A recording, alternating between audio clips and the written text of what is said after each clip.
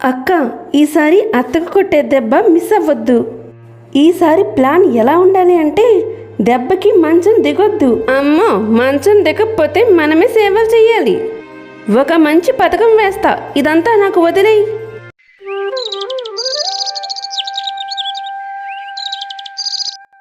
గీతకి లతకి ఈ మధ్యనే పెళ్లి జరిగింది. అత్త గౌరాంబిక అంటే వీళ్ళిద్దరికీ నచ్చదు. కానీ గౌరాంబిక చాలా మంచి మనస్తత్వం కలిగిన వ్యక్తి. అమ్మా గీత, ఆకలిగా ఉంది, తినడానికి ఏదైనా ఉంటే పెట్టమ్మా. అయ్యో అత్తమ్మ, ఇప్పుడే మీ కొడుక్కి భోజనం సిద్ధం చేశాను, ఏమనుకోవద్దు. ఇప్పుడు నేను పొలానికి వెళ్ళాలి. సరే అమ్మా, అతను ఎప్పుడు తిన్నాడో ఏమో, త్వరగా తీసుకుని వెళ్ళమ్మా. ఈ ముసల్దానికి ఆకలవుతుందట, తినడానికి ఏమైనా పెట్టాలట. కాళ్ళు చేతులు బాగానే ఉన్నాయి కదా. ఆస్తంతా తన కూతురికి రాసిచ్చేసింది. తన కూతురు దగ్గరికి వెళ్ళిపోవచ్చు కదా. అమ్మా లత, ఆకలిగా ఉంది, తినడానికి ఏమైనా ఉంటే త్వరగా పెట్టమ్మా.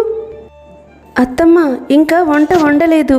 వండాలంటే గంట సమయం పడుతుంది.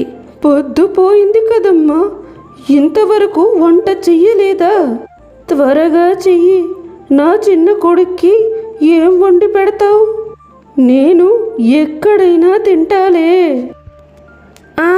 అత్తగారికి ఆకలి అవుతుందంట. ఉన్నదంతా కూతురు పేరు మీద రాసేస్తే మాకేమిస్తుందంట.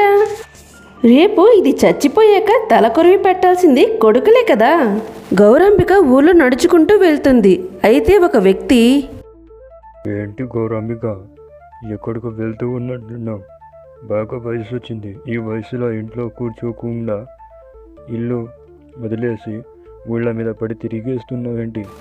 అదేమీ లేదు కోటయ్య, ఇద్దరు కోడళ్ళు నాకు సమయానికి భోజనం ఏర్పాటు చేయలేదు. అందుకే సత్రంలో భోంచేద్దామని బయలుదేరాను.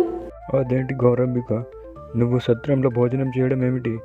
అయినా మేము నీకుతో చెబుతూ ఉంటాం, నీ కొడుకులు మంచివాళ్ళైతే కోడళ్ళు మంచివాళ్ళు కాదని. నీ కూతురు శాంతి దగ్గరికి నువ్వు వెళ్ళిపోవచ్చు కదా. మొత్తం ఆస్తి మొత్తం రాసిచ్చేసావు. నా భర్త బ్రతుకున్నప్పుడే ఎన్నో అప్పులు చేసి అవి తీర్చలేక బదులుగా నా కూతుని ఇచ్చి వివాహం చేశాడు. తీరా చూస్తే నా అల్లుడు పేదవాడు.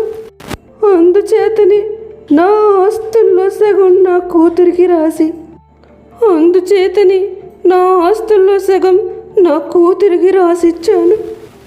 అలా అత్త గౌరాంబిక సత్రంలో భోంచేస్తుంది. గౌరాంబిక కొడుకులు గోపాల్, రమేష్ పొలం పనుల్లో నిమగ్నమై ఉంటారు.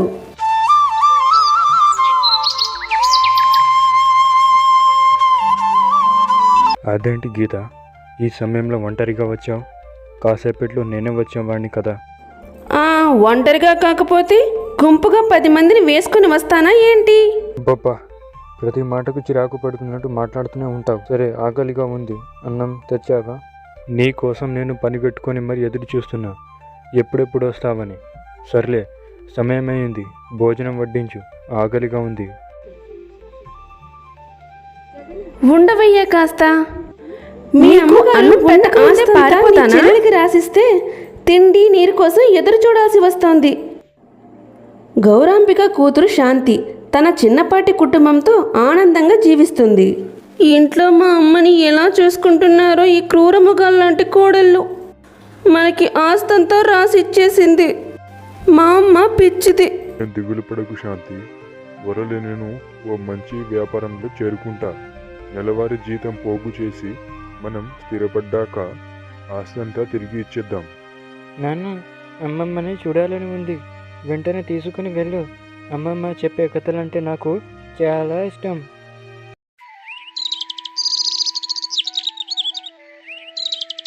గౌరాంబిక కోడళ్ళు లతా, గీత సరదాగా మాట్లాడుతూ, ఏంటి లత, ఎలా ఉంది మీ ఇంటి వ్యవహారం?